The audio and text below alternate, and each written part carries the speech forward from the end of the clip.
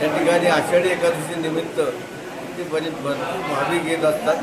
कारण सुरुवातीला 4:30 वाजता महापूजा राजू पाटील यांची हस्ते झाली आणि त्यानंतर 5:30 वाजता दर्शनाला सुरुवात झाली आणि त्यानंतर सुरुवात झाल्यानंतर बरेचसे लोक इथं आज भाविक तालुक्यामधून जिल्ह्यातून ते येत असतात. आषाढी एकादशी धाकटी मंडळी आहे आणि धाकटी मंडळी म्हणजे सर्व पांडुरंग इथं प्रकट झालेले असताना पंढरीला त्याला जाता येत नाही, ते धाकट्या मंडळीत असतात आणि धाकट्या मंडळीमध्ये महत्त्व आहे आणि त्यामुळे प्रत्येक लोकांची व्यवस्था त्या आपसूक व्यवस्था केलेली आहे आणि सर्व गोष्टीमध्ये भाविकांना रांगेमध्ये दर्शन भेटतं आणि सर्व लोकांना चांगल्या पद्धतीचं दर्शन होत असतं आणि त्याप्रमाणे आपण नुसतीची व्यवस्था केलेली आहे आणि सर्व व्यवस्था तिथं चोख असल्याकारणाने स्वच्छता आणि त्या दृष्टीने आपण प्रयत्न करत आहोत आणि याच्यामुळे आपल्याला सुधारणा कशी होईल आणि आपण हा धाकट्या मंडळाचं महत्त्व कसं वाढेल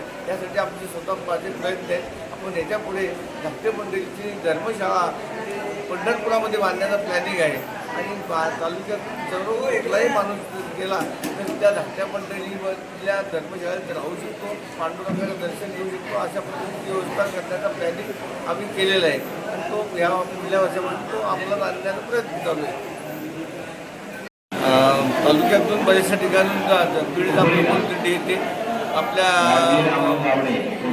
सावरोली कुंडलीमधून एक दिंडी येते. प्रत्येक दिंडीचं आम्ही चांगल्या प्रकारे स्वागत करून त्यांना मार्गदर्शन करून त्यांचा दर्शनासाठी व्यवस्था करण्यात केलेली आहे आणि त्यासाठी आता अखंड तालुक्यामधून अनेक दिंडी येत असतात आणि प्रत्येक दिंडीचा चांगल्या पद्धतीने स्वागत करून त्यांचा दर्शनाचा व्यवस्था करण्यासाठी आमचे प्रयत्न आहेत.